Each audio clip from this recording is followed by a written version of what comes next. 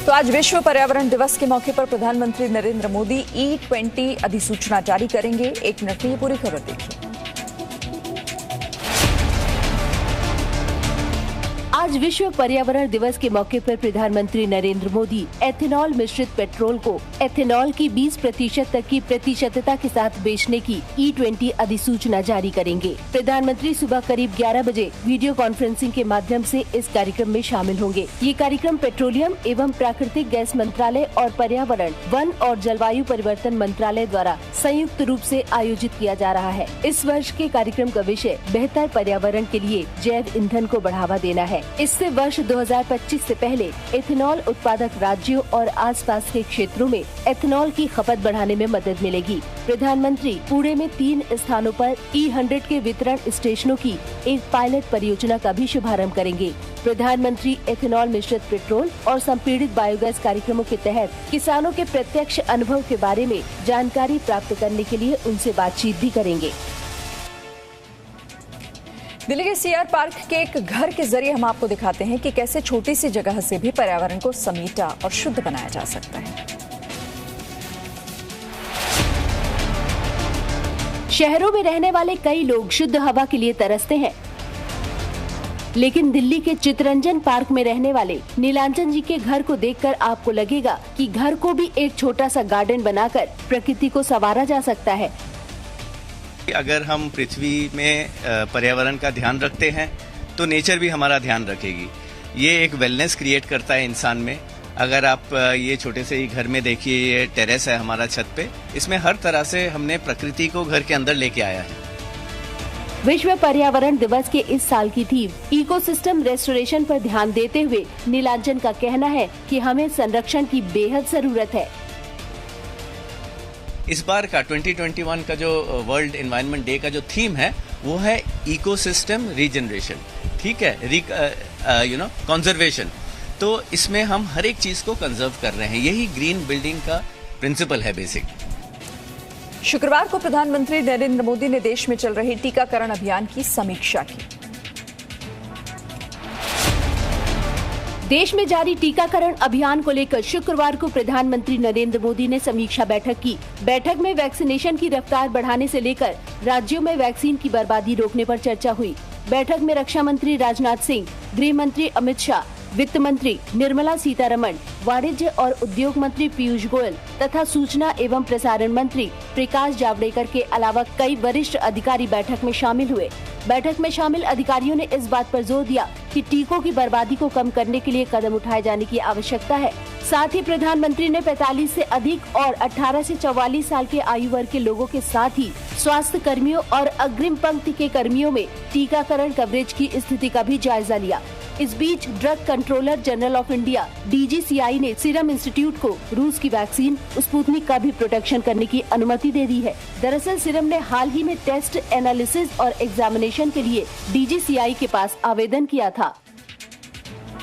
Corona के vaccination को लेकर भी अब बंगाल और केंद्र के बीच तनातनी शुरू हो गई। पश्चिम बंगाल में वैक्सीनेशन लेने वालों के सर्टिफिकेट पर ममता बनर्जी की तस्वीर लगे होने को लेकर नया विवाद शुरू हो गया है। राज्य सरकार ने ऐलान किया है कि तीसरे चरण के वैक्सीनेशन में जितनी वैक्सीन की खरीद होगी उन सभी के सर्टिफिकेट पर राज्य की मुख्यमंत्री ममता बनर्जी की तस्वीर छपी रहेगी। राज्य सरकार के इस फैसले पर बीजेपी ने कड़ी आपत्ति जताई है। बीजेपी के सीनियर नेता और राज्य प्रवक्ता समीक भट्टाचार्य ने कहा है कि टीएमसी पीएम पद की गरिमा स्वीकार नहीं कर रही है। टीएमसी एक अलग निर्भर देश की तरह बर्ताव कर रही है। टीएमसी ये मानने को तैयार ही नहीं है कि वो लोग जहां हैं वो भारत का राज्य है। कुछ दिन पहले छत्तीसगढ़ सरकार की तरफ से जारी सर्टिफिकेट में प्रधानमंत्री की जगह राज्य के मुख्यमंत्री भूपेश बघेल की तस्वीर पर सियासी घमासान मचा था। भारत में कोरोना का सुपर इन्फेक्शियस डेल्टा वेरिएंट पाया गया है, जिसकी संक्रमण दर 50% से ज्यादा है। भारत में कोरोना के एक डेल्टा वेरिएंट का पता चला है, जो कि सुपर इन्फेक्शियस माना जाता है, क्योंकि इस वेरिएंट की संक्रमण दर 50% ज्यादा है। ये ना ही मोर इन्फेक्शियस है, ट्रांसमिसेबल है, बट हो सकता है ज्यादा विरुलेंट है, मतलब कि ज्यादा सीवियर इलनेस कॉज करता है। इस बीच देश में लगातार चौथे दिन कोरोना के नए मामलों की संख्या 1.5 लाख के नीचे रही। पिछले 24 घंटे में देश में 1,32,364 नए मामले सामने आए, जबकि इस दौरान 2,713 मरीजों की कोरोना से मौत हो गई। वहीं पिछले 24 घंटे में 2,07,071 लोग इलाज के बाद ठीक हो गए। भारत में कोरोना के कुल 2,85,74,350 मामले आ चुके हैं। इनमें से कुल 2,65,97,655 लोग ठीक हो चुके हैं। देश में एक्टिव मरीजों की संख्या 16,35,993 हो गई है, जबकि अब तक भारत में कोरोना से कुल 3,40,702 मौतें हो चुकी हैं। भारत में अब तक 22,71,09,448 लोगों को कोरोना की वैक्सीन दी जा चुकी है। दिल्ली में कोरोना के नए मामले लगातार कम हो रहे हैं। 1 मिनट में पूरी खबर देखिए।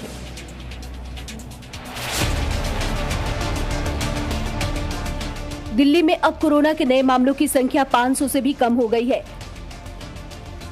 पिछले 24 घंटे में दिल्ली में 487 नए मामले सामने आए, जबकि इस दौरान 45 मरीजों की कोरोना से मौत हुई। वहीं पिछले 24 घंटे में 1,058 मरीज इलाज के बाद ठीक हो गए। दिल्ली में कोरोना की कुल 14,27,926 मामले सामने आ चुके हैं। इनमें से 13,94,731 लोग इलाज के बाद ठीक हो चुके हैं, जबकि एक्टिव मरीजों की संख्या 8,748 हो गई है।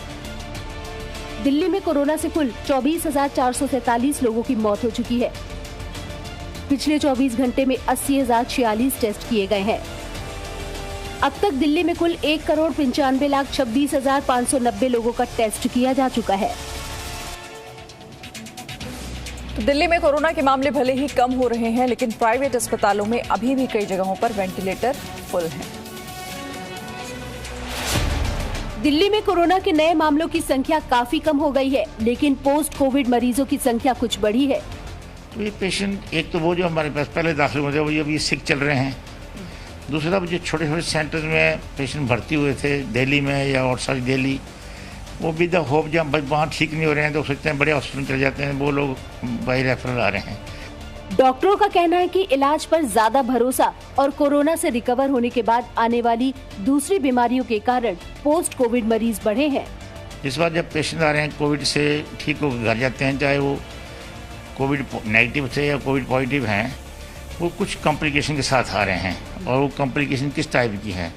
कोई न्यूरोलॉजिकल प्रॉब्लम होती हैं कि वो ठीक बोल नहीं पा रहे हैं, या कोई सडनली अधरंग वगैरह हो गया, या कोई किसी की गैंग्रीन हो गई, या कोई हार्ट में प्रॉब्लम आ गई, या किडनी पहले काम नहीं कर रही थी या किडनी फेल हो गई। ऐसे पर ये केसेस कॉमन है। मैं आपको ये नहीं कह सकता हूँ कि परसेंटेज क्या होगी। पश्चिम बंगाल में टीएमसी ने बीजेपी विधायकों और सांसदों को लेकर गंभीर दावा किया।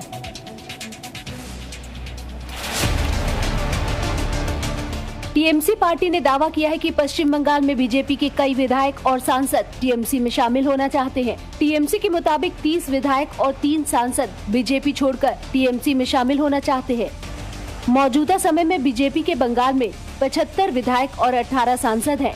सूत्रों के हवाले से खबर है कि इस मुद्दे को लेकर आज टीएमसी की कोर कमेटी की बैठक होगी।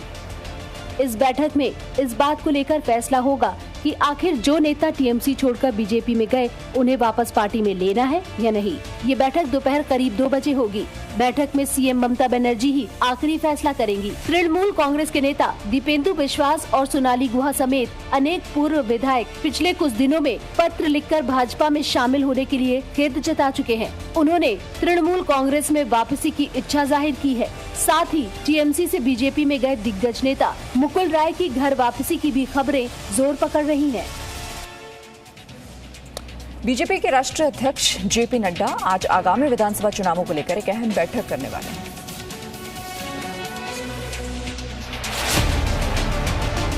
आज बीजेपी के राष्ट्रीय अध्यक्ष पार्टी महासचिवों और प्रदेश प्रभारियों के साथ समीक्षा बैठक करेंगे। 2 दिनों तक चलने वाली इस बैठक में 2022 में होने वाले 6 राज्यों के विधानसभा चुनाव पर विचार विमर्श होगा। इन राज्यों में उत्तर प्रदेश, उत्तराखंड, पंजाब, गोवा, गुजरात और हिमाचल प्रदेश शामिल है। इसमें बीजेपी के सभी 8 महासचिवों के भाग लेने की उम्मीद है। साथ ही बीजेपी अध्यक्ष सेवा ही संगठन अभियान की शुरुआत करेंगे। इस अभियान के तहत कोरोना संकट के दौरान परेशान लोगों की सहायता करने का लक्ष्य रखा गया है। बीजेपी कार्यकर्ता आम लोगों के बीच जाकर उनकी मदद करेंगे। इसमें उत्तर प्रदेश सबसे ज्यादा ध्यान में रखा जाएगा।